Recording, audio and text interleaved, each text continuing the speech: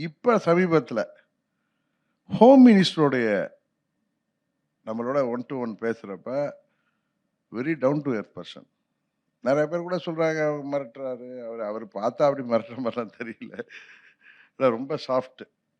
இதுக்கு எனக்கு ரொம்ப அஸ்ட்ராலஜில எனக்கு ஈடுபாடு மாத்திரம் நான் நெறைய படிப்பேன். பிலாசபி, அஸ்ட்ராலஜி தான் எனக்கு புடிச்ச சப்ஜெக்ட். இதுல பார்த்தீங்கன்னா, எல்லாருமே கன்னியா லக்னம். இது நான் உங்கள்ட்ட அஸ்ட்ராலஜிகள சொல்லல. நீங்க அஸ்ட்ராலஜர்ஸ்ட்ட கேளுங்க. கன்னியா லக்னத்துக்குன்னு ஒரு கேரக்டர் இருக்கும். அது வந்து நான் நெறைய பேர் பார்த்த உடனே இவங்க அந்த லக்னமா இருப்பாங்க, அப்படிங்கிறத சொல்ல முடியும். இப்ப எங்க அம்மா வந்து மிதுன லக்னம்.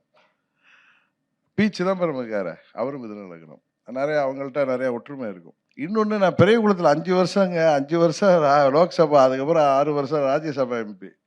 அங்க நான் லோக்சபா எம்பி ஆனது அந்த 6 தொகுதியில 200 ஊர்களுக்கு 2000 ஊர்களுக்கு மேல இருக்கும்.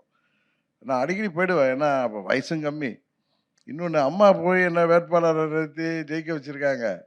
நான் சரியா போலன்னா, அடுத்த 5 வருஷம் கழிச்சு எலக்ஷன் வர்றப்ப என் மேல பயங்கர கம்ப்ளைண்ட் வந்தா எங்க லீடர பாதிக்குமேன்ட்டு நான் ரொம்ப ஒழுங்கா இருப்பேன்.